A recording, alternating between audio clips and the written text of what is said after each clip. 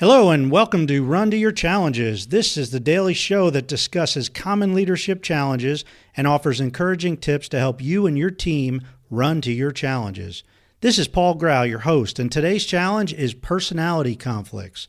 Now, if you haven't ever had personality conflict at work, you are truly living the dream. For all the rest of us, this is a common challenge in nearly every organization, no matter what size it is. Basically, if you have two or more people working together, eventually there is likely to be some type of personality conflict. Some leaders use the tactic of separating the two team members. However, that's not really resolving anything, and it's actually avoiding it. It's actually a lack of leadership, and you can't separate everyone whenever conflict arises.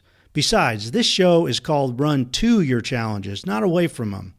The only way that you can get to the root cause is by talking to everyone who is directly involved in the conflict. Have a private face-to-face conversation with them and work it out. What a concept, huh?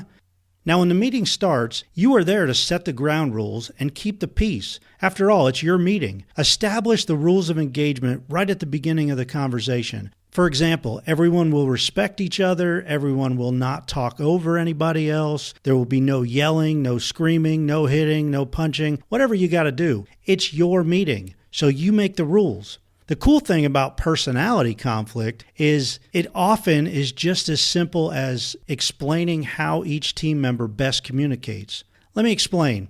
So I use the DISC assessment quite a bit with teams, and it's easy to break down exactly how each of the four personalities communicate with each other and how they expect people to communicate with them. It's easy to figure out what primary personality each team member has and explain how to best communicate with them. And of course, knowing what personality they are sets you up for success because you'll know exactly how to handle the initial meeting.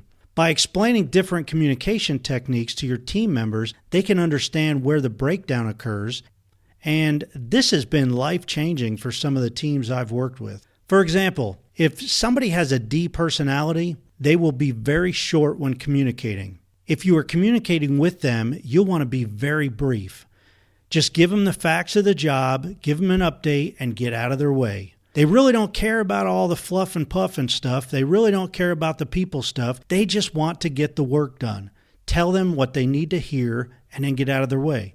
On the other hand, if you're dealing with an I personality, you'll need to allow them extra time to let them speak. The more that you can let them talk, the happier they will be. Now, if you get two I's together, forget about it. Give them an hour and just have them go in an office and work it out. Now, an I will almost be offended when somebody talks over them or if you shut them down. So when dealing with an I personality, don't interrupt them. Let them finish.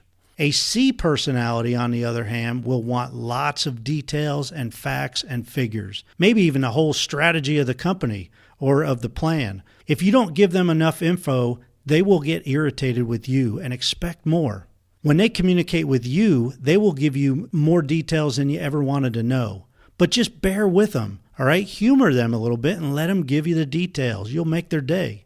Finally, the last personality in the DISC is the S, and the S personality is pretty much can get along with any other type. However, a D personality will come off as very pushy to an S, and a D may intimidate an S personality. The S team members are fairly quiet, but they are very caring.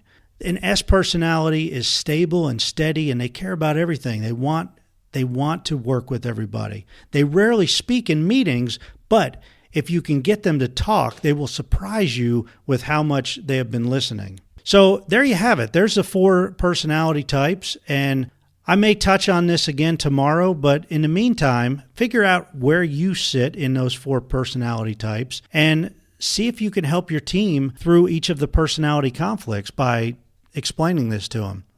Please share this briefing with friends and coworkers and everyone you know who's a leader. I think it'll really help them. Thank you, and until next time, run to your challenges.